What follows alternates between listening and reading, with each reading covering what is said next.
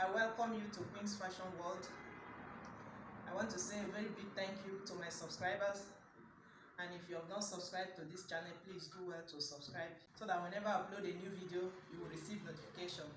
So today I want to show you how you can take a perfect measurement for a baby girl, for gown, and also for turtleneck measurements, how you can take turtleneck measurement so that we can go ahead and cut turtleneck gown.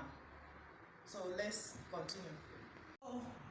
To continue, I have a measurement here. The part of body you need to measure for the baby girl. I have a shoulder to half length. For children, you just shoulder to half length, shoulder to knee length. If it's a short gown, then if it's a long gown, maybe like a little bride, you can measure from shoulder to full length. Then we'll have bust circumference, we'll have a half length circumference, we'll have a hip length circumference.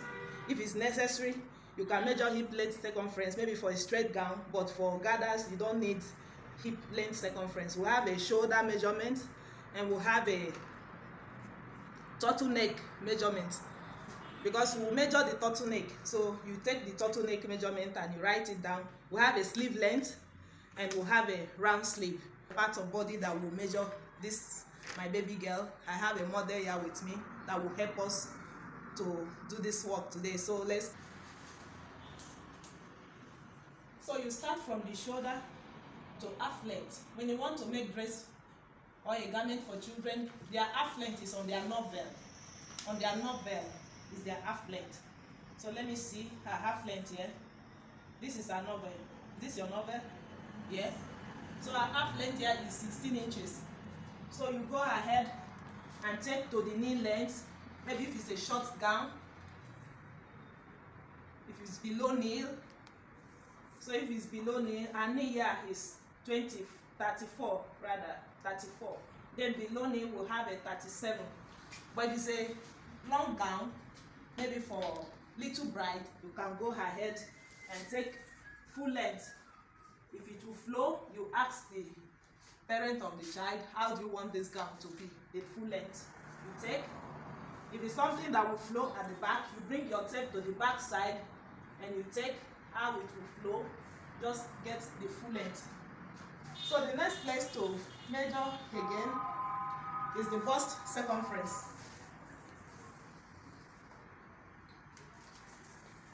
To get bust circumference for children, when you tight it first, the reason why I tight it is to get the accurate measurement. So the tight here is 27 and a half. Then I will now free it. That is the ease allowance. I will free it by 2 inches. For children, I free it by 2 inches to make the dress free so that they can wear it freely and there will be no stress. So if I free it by 2 inches, for her measurement now, I will be having what I have here is 29 and a half. So you measure the child that you want to make the dress for. 29 and a half is her bust. So you come to this half length, that is the half length circumference. You first of all tight it. Her tight here is 26, and you free it by 2 inches, you have a 28. I have 28 here. So you check the hip circumference. If I tight it, it's 28 and a half. If I free it now, I will have 30 and a half inches. So this is how you measure. The next place to measure again is the shoulder. So the shoulder, you turn her like this, and you take from this shoulder, this high part of the shoulder, you cross it to this other shoulder. Her shoulder here is 15 inches. And there is something I normally do again. Whenever I take half length for anybody, I quickly take the back half length. Don't just assume because it's 16 inches in front, you want to use 16 inches at the back. Everybody's body build are not the same. Some are like this. So their back measurements, half length is always high than the front. But the ones that are like this, you see their front measurement is longer than the back side.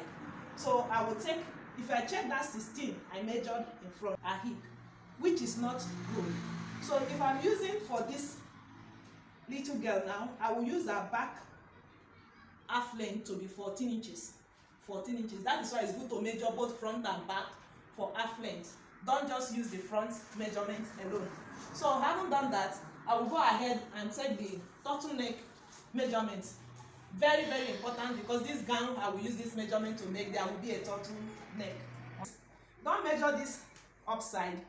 Measure this low part, the fullness of the neck.